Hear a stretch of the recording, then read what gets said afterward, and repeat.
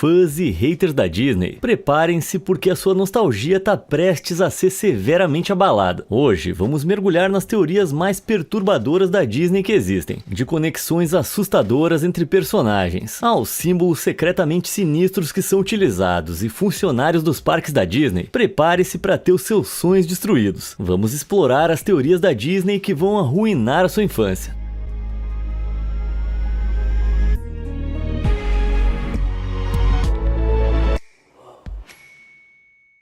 Crânio misterioso.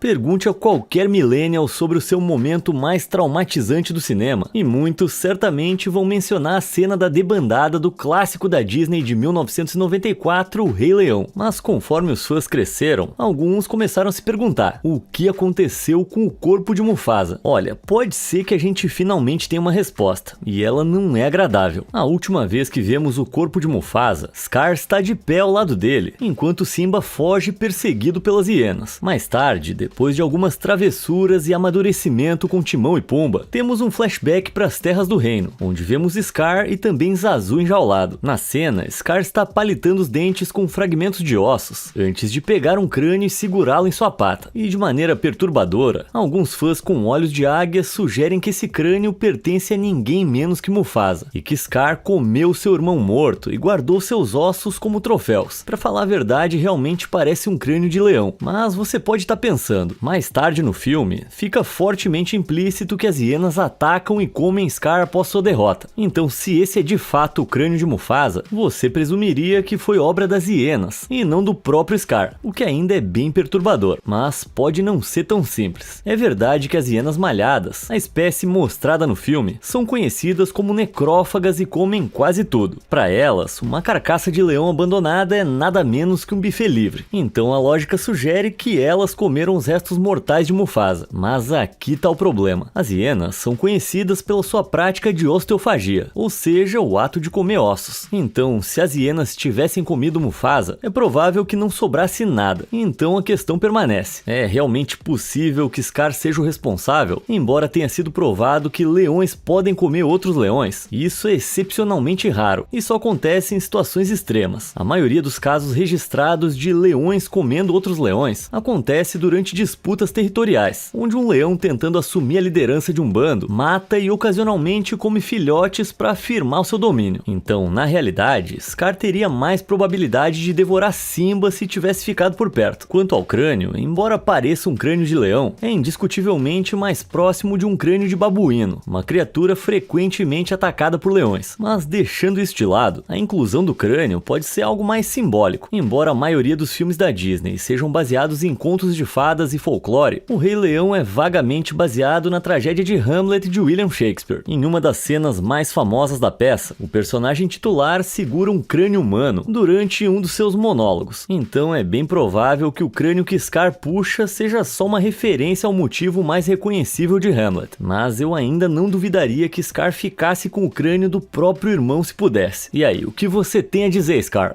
I'm surrounded by idiots. O apontar da Disney. Se você já visitou um parque da Disney, é fácil ver que tudo, dos brinquedos aos lanches, é meticulosamente projetado para encantar os visitantes todo o tempo. Mas alguns visitantes notaram algo potencialmente sinistro sobre um gesto específico usado pela equipe do parque. Se você pedir instruções a um funcionário do parque da Disney, vai ver que em vez de apontar com apenas um dedo, eles usam sempre dois. Embora não pareça nada demais, algumas pessoas sugerem que esse gesto tem origens perturbadoras. Walt Disney era um fumante prolífico e supostamente consumia cerca de 3 maços de cigarro por dia. Isso significava que ele estava constantemente gesticulando com 2 dedos, pelo fato de haver um cigarro entre eles. Tentando esconder esse hábito das crianças que visitavam os parques, Walt começou a adulterar as fotos para editar o cigarro, o que significa que ele sempre parecia estar fazendo esse estranho gesto de apontar com os 2 dedos. Quando os frequentadores astutos do parque começaram a fazer a conexão entre a maneira como os membros do elenco estavam apontando e e as fotos de Walt, eles concluíram que era uma homenagem ao hábito de fumar de Walt Disney. Mas na verdade, a semelhança entre os dois gestos é provavelmente só uma simples coincidência. Alega-se que a verdadeira razão pela qual os membros do elenco sempre apontam com 2 dedos é para melhorar de maneira universal a experiência do visitante. Os parques da Disney recebem visitantes de todo o mundo, e em algumas culturas, particularmente as asiáticas, apontar com o dedo indicador é considerado extremamente rude e desrespeitoso. Então, os membros do elenco da Disney são instruídos a apontar com os dedos indicador e médio juntos, fornecendo a orientação da maneira mais educada possível. Embora a verdade por trás desse apontar da Disney não seja tão misteriosa, há outro gesto de mão desconcertante conectado à empresa, que está bem debaixo do nosso nariz desde o começo. Alguns fãs notaram vários personagens da Disney ao longo das décadas usando esse gesto de mão peculiar, também usado para apontar, e uma vez que você vê, não consegue mais deixar de reparar. Ele surge em quase todo lugar, seja Branca de Neve, Cinderela, Alice no País das Maravilhas, A Bela Adormecida, A Bela e a Fera, Hércules, enfim, esses são só apenas os que eu encontrei até agora. Mas o que isso significa? Quando vistos lado a lado, é fácil traçar paralelos entre o gesto visto em vários desenhos animados da Disney e um gesto de mão muito famoso, conhecido como Sinal dos Chifres. Frequentemente usado em shows de rock, o gesto ganhou uma reputação bem sinistra, com algumas alegações de que simbolizaria apoio ao diabo. Será que a Branca de Neve era roqueira e a gente não sabia? Ou uma representante do próprio Lorde das Trevas? Embora uma conspiração de que a Disney esteja incentivando crianças de forma subliminar ao satanismo certamente faça sentido para algumas pessoas, na verdade elas podem estar só interpretando mal o verdadeiro significado do sinal. Originalmente, esses chifres do diabo vêm da superstição e são na verdade um sinal usado para afastar o mal e não para abraçá-lo. Além disso, algumas pessoas, como Tony Sirico, ator de Os Sopranos, simplesmente apontam como um gesto semelhante a um chifre. Então pode ser apenas uma maneira dos animadores adicionarem um pouco de variedade a uma cena. Embora a gente não possa descartar que a Disney tenha incluído intencionalmente esse símbolo, ainda é um pouco incerto por que esse gesto de mão aparece com tanta frequência. Você tem alguma explicação para esse símbolo misterioso? Deixa a sua teoria aí nos comentários. Mamãe Megara.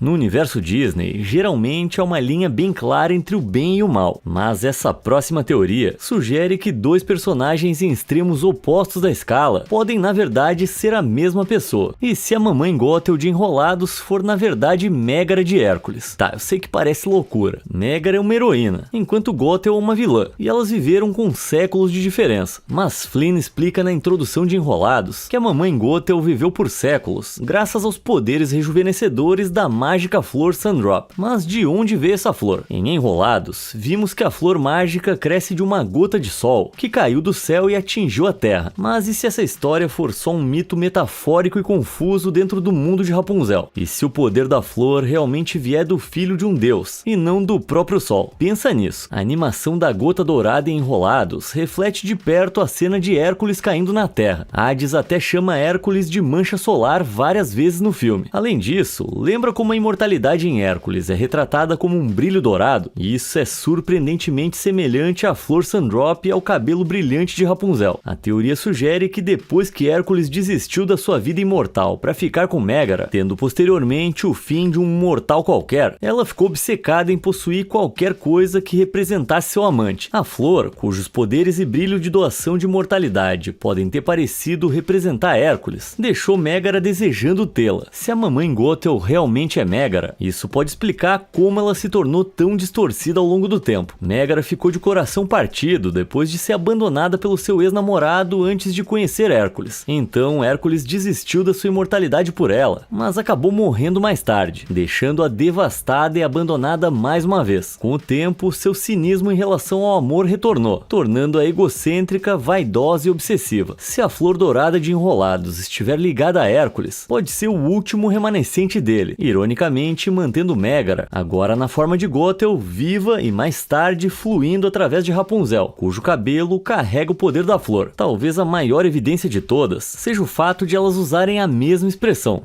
Oh, stop it, you big lug.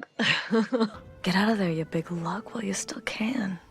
Será só coincidência? Apesar de todas as evidências, tem um grande problema. Gothel usa a flor Sandrop para manter uma aparência jovem. Se ela fosse Megara, não seria idêntica à forma como a vemos em Hércules. Por outro lado, os estilos de animação são diferentes. Então, como a gente vai ter certeza? Realmente não tem como. Essa eu deixo para você decidir. Se a teoria da mamãe Megara não te convenceu, tem outra teoria sobre a origem de Gothel que você pode achar mais embasada. Se você viu Enrolados, sabe que a torre de Rapunzel é coberta de pinturas e símbolos, mas você sabia que um deles pode oferecer outra dica sobre a antiga identidade de Gothel? Há quem diga que essa maçã vermelha é uma evidência de que Gothel é na verdade a rainha má da Branca de Neve. Pensa nisso, as duas são obcecadas em parecerem jovens e usam magia para conseguir isso. Em Branca de Neve, a rainha má cai de um penhasco, mas nunca vemos seu corpo. E lembra onde Gothel encontrou a flor? No fundo de um penhasco. Ela até usa uma capa escura parecida, e é quase uma sósia da rainha má na sua forma antiga. E não só isso, mas acredita-se que as duas histórias se passam na Alemanha, alinhadas com as suas origens de contos de fadas, embora alguns sugiram que Enrolados possa se passar na Polônia. Nenhum local foi oficialmente especificado, mas um problema maior dessa teoria é a linha do tempo. Estima-se que Branca de Neve se passe em 1500, enquanto Enrolados não ocorre antes do final de 1700. Se Gothel for a rainha má, ela estaria no fundo daquele penhasco por mais de 200 anos até encontrar a flor, o que parece improvável, já que Gothel depende dela para manter sua imortalidade. Mas qual das duas teorias sobre a origem da mamãe Gothel você acha que é mais plausível? Me conta aí nos comentários.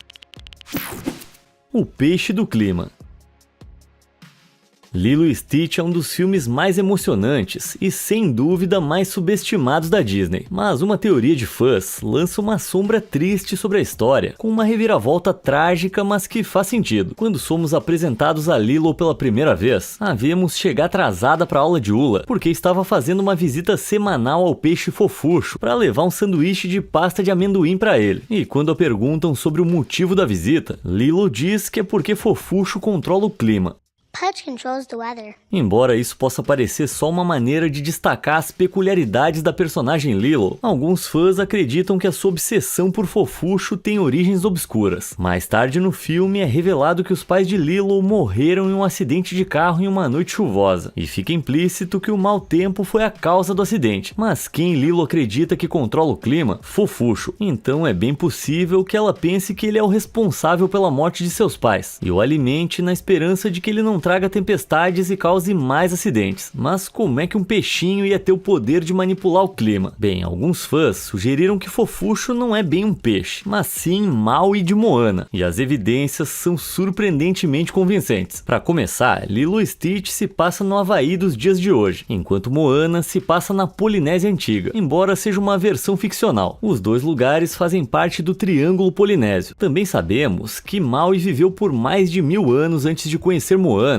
e é essencialmente imortal, o que significa que é provável que ele tenha vivido até a Era de Lilo. Como um semideus, Maui consegue controlar o sol e o vento, e consegue se transformar em uma variedade de animais, incluindo peixes. Então, se você somar tudo, é plausível que um Maui transformado possa ter causado uma tempestade, que levou ao acidente que matou os pais de Lilo. Mas por que Maui faria isso? Em Moana, vemos que Maui pode ser travesso e às vezes descuidado quando se trata de seus poderes. Apesar de parecer reformado no final de Moana, é possível que Maui tenha retornado às suas palhaçadas sem saber, ou até mesmo conscientemente, causando a tragédia na vida de Lilo. E isso muda todo o sentido daquela famosa música do Maui. Teoria da tanga. O Tarzan da Disney gerou muitas teorias de fãs. Tem até uma que diz que ele poderia ser irmão de Anna e Elsa, depois que os seus pais foram levados para a praia após o naufrágio. Mas hoje estamos abordando a maior questão de todas, ou a menor questão de todas, que é a seguinte pergunta: por que o Tarzan usa uma tanga se ele foi criado por gorilas? Quando vivem na selva, os gorilas deixam tudo de fora. Então como é que o Tarzan teve a ideia de usar uma tanga para proteger suas partes? Bem, é uma teoria absurda que pode oferecer uma resposta. resposta, e ela até tem base científica. De acordo com pesquisadores, em relação ao tamanho total do corpo, os humanos têm partes íntimas maiores em comparação com os nossos parentes macacos mais próximos, incluindo chimpanzés, orangotangos e gorilas. Mesmo os maiores gorilas machos, que são mais do que o dobro do peso do macho humano médio, têm os seus amiguinhos com metade do tamanho em comparação. Por isso, a lógica determina que Tarzan provavelmente tinha uma masculinidade maior do que os gorilas com quem cresceu. Junto com a sua falta de pelos, isso poderia facilmente ter levado a provocações e intimidações de outros gorilas, ou um ciúme violento. Então, em poucas palavras, Tarzan pode ter começado a usar uma tanga improvisada simplesmente para se encaixar, ou para não fazer os seus companheiros gorilas se sentirem tão inadequados. Parece que, ao contrário dessa teoria, tem coisas que são grandes demais para serem expostas. Bebê Rena.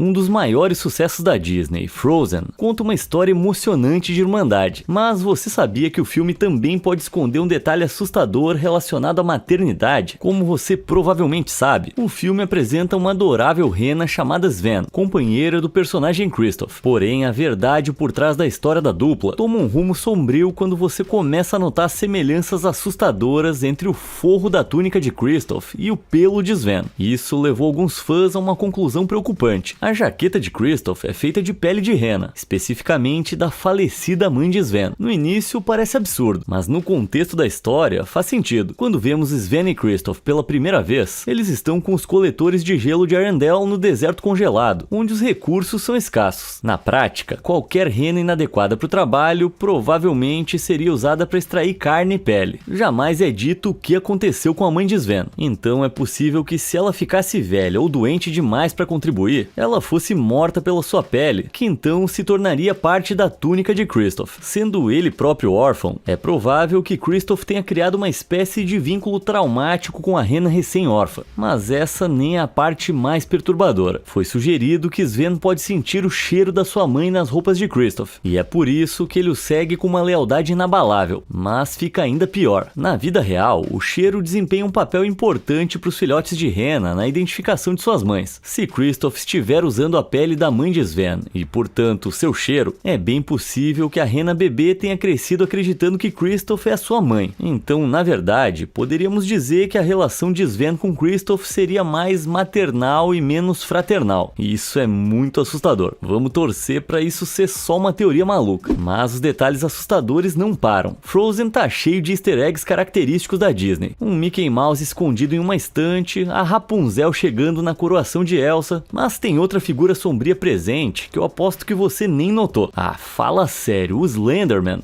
Provavelmente não. Apesar de ser uma parte autêntica da animação, é mais provável que essa falta de rosto seja mais um caso de erro do animador do que realmente a famosa estrela das histórias de terror da internet. Ou talvez seja exatamente isso que o Slenderman quer que você pense. Enfeitiçados. Em A Bela e a Fera, a Bela explora o Castelo Encantado e se aventura na misteriosa Ala Oeste. Lá ela encontra a Rosa Encantada envolta em vidro, cercada por móveis quebrados e empoeirados. Mas espera aí, em outro lugar do castelo, objetos semelhantes como Lumière e Cogsworth são revelados como súditos amaldiçoados do castelo, transformados em móveis, o que levanta uma questão assustadora. O que aconteceu na Ala Oeste? Uma teoria sombria sugere que quando a fera se transformou pela primeira vez, seus assistentes mais próximos correram para ajudá-lo, só que foram transformados em móveis pela maldição da feiticeira. Confuso e enfurecido pela sua transformação, a fera destruiu os móveis correndo em sua direção, sem perceber que eram seus próprios súditos. Assim, a Ala Oeste se tornou um cemitério cheio de restos mortais daqueles que serviram ao príncipe. A teoria faz ainda mais sentido quando você para pensar. Se for verdade, a Ala Oeste é o local perfeito para esconder a Rosa Encantada, já que todos têm muito medo de encarar as carcaças de móveis humanos híbridos de lá. Mas a Ala Oeste pode não ser o único lugar que abriga antigos habitantes do castelo. Lembra dos lobos dos quais a fera resgata a Bela depois que ela tenta fugir do castelo? Alguns fãs acham que esses lobos atacaram Bela para fazê-la voltar ao castelo e quebrar a maldição. Por quê? Porque eles também foram tocados pelo feitiço da feiticeira e são os antigos guardas do castelo. Claro, o fato de que a fera aparentemente mata um deles pode colocar colocar essa teoria em questão, mas talvez seja simplesmente impossível derrotar uma maldição sem acabar com alguns lobos. A solução do gênio. No adorado conto de Aladdin, nosso herói deseja se tornar um príncipe para conquistar o coração da princesa Jasmine. No final, ele prevalece e todos vivem felizes para sempre. Mas você já parou para se perguntar como a magia do gênio realmente funcionaria para realizar esse desejo? Bem, uma teoria pode ter essa resposta, e ela é realmente horripilante. Quando Aladdin desejou se tornar um príncipe, a teoria diz que em vez de apenas lhe conceder riqueza e status, o gênio fez de Aladdin um verdadeiro príncipe, ao integrá-lo secretamente à linhagem de uma família real existente. No contexto de Agrabah, um príncipe por definição normalmente significaria o filho do monarca reinante, que nesse caso é o sultão. Então, tecnicamente falando, a maneira mais direta de fazer de Aladdin um príncipe era torná-lo filho do sultão. Só que isso significa... isso mesmo, tornar Aladdin irmão de Jasmine. O gênio é conhecido pela sua natureza brincalhona e travessa, e assim, ao fazer Aladdin irmão de Jasmine, ele tecnicamente realizaria o desejo com consequências grosseiras. Porém, essa teoria meio que desmorona quando observamos que Aladdin se torna o príncipe Ali de Abábua e não de Agrabah, o que significa que a probabilidade de ele se tornar parente de Jasmine é nula. Mas isso não significa que não haja outras consequências potencialmente sinistras para o desejo. O desejo de Aladdin não era parecer um príncipe, mas sim se tornar um. Isso implica um reino para governar. Assim, o gênio tinha duas opções: derrubar os governantes de um reino existente ou criar um novo. Dado que Jafar não tinha ouvido falar de Abábua, é possível que o gênio tenha criado um reino inteiro do nada. Isso significa criar cidadãos, edifícios, animais e até uma economia. Mas como é que ele fez isso? O gênio criou vida ou sequestrou pessoas? E quando Jafar desfez o desejo, o que aconteceu com essas pessoas? O gênio as apagou? As implicações são assustadoras. Embora sejam apenas teorias, elas fazem você se perguntar sobre a mecânica das habilidades de realização de desejos do gênio. Então, se você se encontrar em posse de uma lâmpada mágica, é melhor ser o mais específico possível com seus desejos. Eu avisei. Morto não fala. Conhecido como o lugar mais feliz da Terra, uma visita à Disney está na lista de desejos de quase toda criança. Mas o que eu tô prestes a te mostrar faz você pensar duas vezes antes de pisar nesse território. Ao longo dos anos, houve inúmeras alegações de presenças fantasmagóricas espreitando em vários parques da Disney, e algumas foram supostamente registradas em vídeo. Confere esse vídeo de 2009, feito por um trabalhador que revisava imagens das câmeras de segurança durante um teste de manutenção na Torre do Terror do Parque da Califórnia.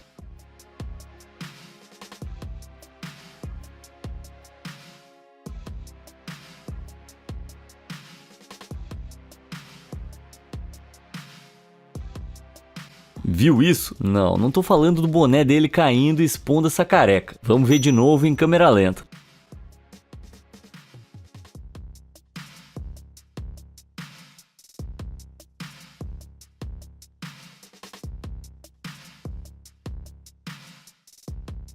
Assustador, hein? Aparecem algumas figuras estranhas em forma humana. Embora não haja uma explicação oficial para isso, algumas pessoas na internet teorizaram que as falhas podem ser resultado de distorção da fita de gravação desgastada ou alguma combinação de outras imagens de pessoas no brinquedo que se misturaram por algum erro de compilação. Outras pessoas têm certeza de que estamos vendo espectros fantasmagóricos, mas essa eu deixo com você. Essas imagens, também feitas na Torre do Terror, são igualmente difíceis de explicar. Do lado de fora da janela, parece que um fantasma está sentado na borda e depois desaparece. Uma possível explicação fora de qualquer coisa paranormal é que o brinquedo inclui hologramas fantasmagóricos, embora seja difícil distinguir qualquer vidro em que o holograma possa estar sendo projetado. Embora esses vídeos assustadores possam ser simplesmente resultado de truques de luz ou falhas de câmera, não podemos dizer com certeza. Mas esse não é o único segredo potencialmente mortal da Disney, porque é claro, para assombrar a Disneylândia, você provavelmente precisa ter morrido lá, enquanto a maioria espera se divertir muito num parque temático da Disney. Olha que loucura! Supostamente ninguém tem permissão para morrer na Disney. Essa teoria famosa sugere que a Disney pode alegar que ninguém jamais passou dessa para uma melhor nos seus parques, porque eles garantem que todas as vítimas sejam retiradas da propriedade antes de serem oficialmente declaradas mortas. Não é de surpreender que a Disney nunca tenha abordado diretamente essas acusações, mas alguns ex-funcionários alegam que é política da empresa evitar declarações sobre visitantes que faleceram. Mas será que isso é verdade? A legitimidade dessa lenda depende da distinção entre morte real e morte declarada. Na Califórnia, o local da Disneyland original, declarações legais de morte geralmente só podem ser feitas por um médico ou legista, e não por paramédicos. Então, se os paramédicos fossem chamados para Disney e alguém morresse, a certificação oficial não aconteceria até chegar a um centro médico. Então, independentemente de qualquer política lendária da Disney, a lei é essa. Porém, na verdade, houve casos desses tipos de declarações em propriedades da Disney quando as autoridades apropriadas estavam no local. Por exemplo, um acidente de avião no Epcot em 1984 e um acidente de ônibus na Disney em 1985 resultaram em declarações no local. Mais recentemente, um funcionário do Disney's Caribbean Beach Resort, na Flórida, também foi declarado morto no local em 2018 após um acidente com um carrinho. E como dizem, morto não fala. Então, casos documentados de falecimentos da Disney no local sugerem que essa lenda é mais um mito assustador do que verdade.